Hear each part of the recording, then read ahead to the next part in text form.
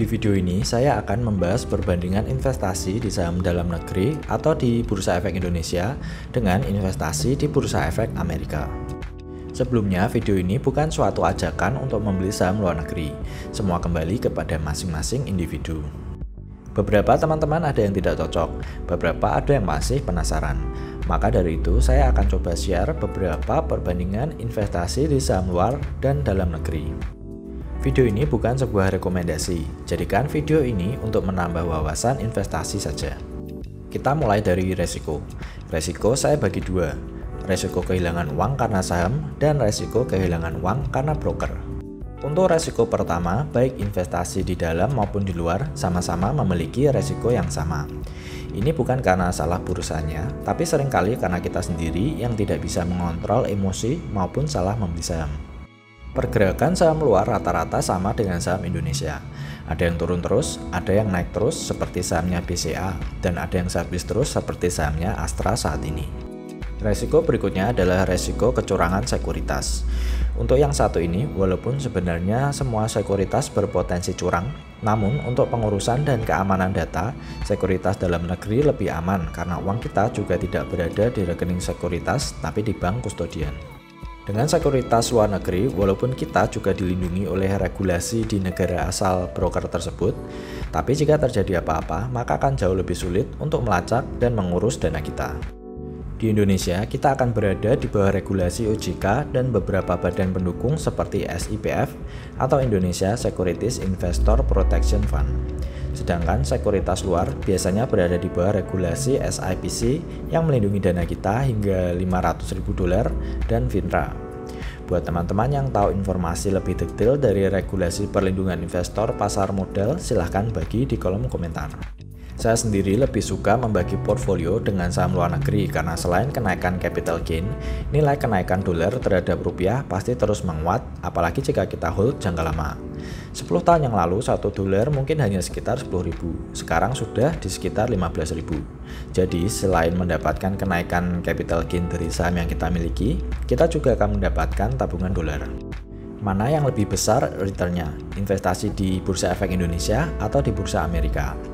Jawabannya adalah tergantung saham yang teman-teman beli. Ini juga tergantung dari seberapa sering teman-teman menabung di saham tersebut dan di harga berapa membelinya. Secara rata-rata, return IHSG indeks kita dan S&P 500, salah satu indeks acuan di Amerika, hampir sama. Dua-duanya memiliki return sekitar 10 hingga 15% per tahun. Itu jika teman-teman membeli indeksnya.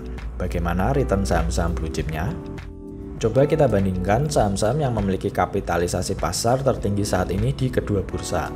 BCA adalah saham dengan market cap tertinggi saat ini dengan 670 triliun. BRI peringkat kedua dengan 330 triliun. Di Amerika, Microsoft memiliki market cap terbesar dengan 20.800 triliun rupiah. Apple berada di peringkat kedua saat ini dengan market cap 19.300 triliun rupiah. Kita tidak perlu membandingkan besarnya kapitalisasi pasarnya karena Microsoft dan Apple adalah perusahaan global. Jelas kapitalisasi mereka sangat besar. Perbandingan return 10 tahun terakhir dari BCA, BRI, Microsoft, dan Apple sebagai berikut. Sejak 2010 hingga titik tertinggi di akhir 2019, BCA mampu memberikan return sekitar 600%. BRI dalam 10 tahun terakhir mengalami kenaikan 500%. Microsoft sejak 2010 hingga titik tertingginya mengalami kenaikan 520% dan Apple mengalami kenaikan 900%. Rata-rata return dalam 10 tahun terakhir hampir sama. Tapi untuk return saya cenderung pilih saham Amerika karena saham-saham yang mampu menghasilkan return ratusan persen lebih banyak. Kita tidak bicara saham-saham third liner ya, karena mereka tidak layak investasi. Di Indonesia memang ada beberapa saham third liner yang bisa memberikan return ratusan persen dalam waktu singkat, tapi juga bisa turun ratusan persen dalam waktu singkat juga. Jadi di sini kita hanya bicara saham-saham blue chip. Jika di Indonesia dalam 10 tahun terakhir mungkin hanya saham-saham blue chip seperti BCA, BRI, atau BRPT yang memiliki potensi seperti itu. Di Amerika ada banyak sekali saham-saham blue chip seperti Amazon yang sejak 2010 sahamnya naik 1.500%. Atau Netflix yang sejak 2010 sahamnya sudah naik 4.500%. Ingat, return masa lalu tidak bisa dijadikan patokan di masa depan. Bisa jadi sahamnya BCA naik 5.000% 10 tahun lagi juga tidak ada yang tahu. Untuk pilihan saham, saya lebih suka berinvestasi di bursa Amerika karena pilihan sahamnya yang sangat luas. Jika di Indonesia, saham-saham blue chipnya cuma itu-itu aja. Di Amerika ada banyak sekali saham blue chip. Ada saham raksasa teknologi seperti Apple, Amazon, Facebook, Google, hingga Netflix.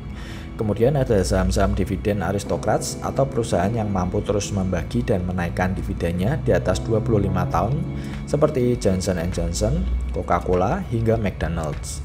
Teman-teman mau saham bagus yang membagi dividen setiap bulan juga ada. Teman-teman juga bisa berinvestasi di saham-saham raksasa dunia seperti Alibaba, Tencent, Aramco, hingga Samsung.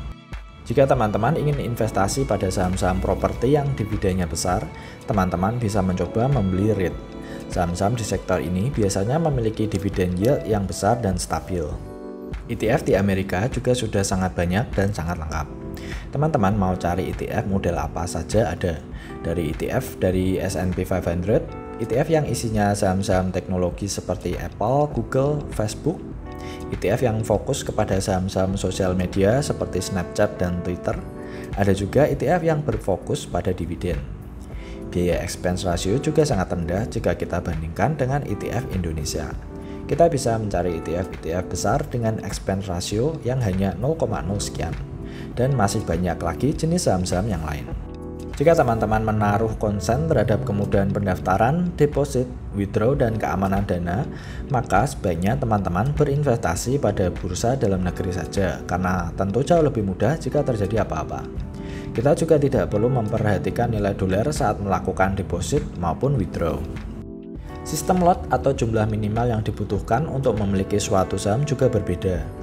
Saya lebih suka menggunakan sekuritas luar karena jika di Indonesia kita harus membeli satu lot atau 100 lembar, di bursa Amerika tergantung brokernya ada yang minimal satu lembar, ada yang bisa fraksional. Sebagai perbandingan, misalnya kita ingin beli sahamnya Starbucks di harga $70 per lembar. Menggunakan sistem satu lot, maka dana minimal yang dibutuhkan $7.000. Menggunakan sistem fraksional, maka kita bisa beli berapapun yang kita mampu. Sebagai contoh, menggunakan eToro atau Drivewell, teman-teman bisa memiliki 0,71 lembar Starbucks dengan dana hanya $50 saja.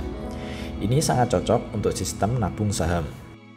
Nah, itu tadi beberapa perbandingan dari investasi saham luar negeri dengan saham Indonesia. Semoga video kali ini bisa menambah wawasan teman-teman. Ingat, saya tidak merekomendasikan apapun, pilihan kembali kepada masing-masing individu. Klik like jika suka, bagi ke sosmed, dan jangan lupa subscribe.